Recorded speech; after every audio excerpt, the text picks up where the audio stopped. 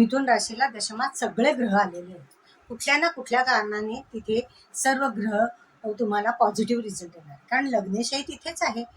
म्हणजे तुमचं कर्तृत्व, तुमचं काम हे सगळं यशस्वीरित्या तुम्ही पूर्ण करणार आहात. एक तर मिथुन राशी, बोलण्याने तुमची कामं नीट छान होतात. बोलताही तुम्ही छान, पॉझिटिव्ह बोलणं असतं तुमचं, आणि बोलण्याने सगळी कामं तुमची चांगली होतात.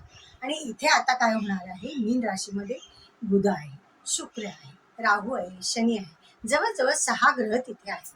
त्यामुळे इथे तुम्हाला दशमाच्या संबंधी तुम्हाला सर्व फलं ही चांगली मिळणार आहे.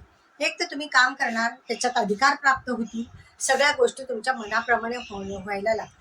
आर्थिकदृष्ट्या जे प्रश्न होते ते सुटणार आहेत आणि सुटलेलेच आहेत. जवळजवळ सगळ्या गोष्टी तुमच्या मनाप्रमाणे होतील. कामाचं नियोजन मात्र तुम्ही केलं पाहिजे, कारण इथे नियोजनाची फरफट होण्याची शक्यता जास्त आहे.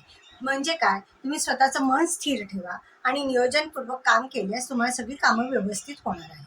तुमच्या कामावर एकदम चांगल्या प्रकारे प्रकाश पडणार आहे.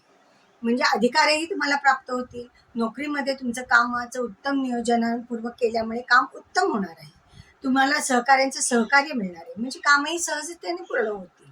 शिवाय हे काम चांगले झाल्यामुळे वरिष्ठांची मर्जी राहते. म्हणजे काय, सर्व बाजूनी तुम्हाला हा काळ चांगला असणार आहे. व्यापार व्यवसायाच्या दृष्टिकोनातनं अतिशय हा उत्तम कालावधी आहे. जरी हा गुरु व्यवस्थानात असला तरीही तुम्हाला हा चांगली फळं देणार आहे. काही गोष्टीत तुम्हाला इन्व्हेस्टमेंट चांगल्या होतील. घरासंबंधी काही प्रश्न होतील, ते प्रश्न सुटणार आहेत.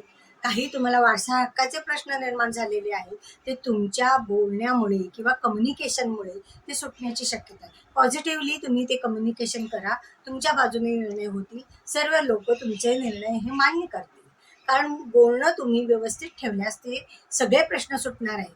म्हणजे खूप दिवस खिचपट पडलेली कामं सुद्धा यावेळेला मार्गी लागतील. जे पैसे हवे आहेत तेही मिळतील. फक्त काय आहे, तुम्हाला सगळ्यांशी विचारपूर्वक बोललं पाहिजे आणि त्यातनं मार्ग काढले पाहिजे, तर ते सहज निघतील. फक्त तुम्ही विचारपूर्वक निर्णय घेऊन कोणाशी काय बोललं पाहिजे हे ठरवा, त्यातून तुम्हाला फायदा हा होणार आहे. त्याच्यानंतर व्यापार व्यवसायालाही चांगला काळ आहे आणि नोकरी व्यवसायांना पण चांगला आहे. तुमची तब्येतही उत्तम राहणार आहे. कुठले थोडेसे जरी उष्णतेचे त्रास झाले तरी एवढे काही होणार नाहीये की जेणेकरून तुम्हाला खूप त्रास होईल. त्यामुळे तोही प्रश्न नाहीये. फक्त काय आहे की आता ह्या वेळेला काय आहे, थोडा मंगळ कुटुंब स्थानात आहे, तर थोडे मतभेद हे होणार आहे. मतभेद हे जेव्हा होतात तेव्हा आपले प्रश्न आपण विचार विनिमय करून सोडवले पाहिजे.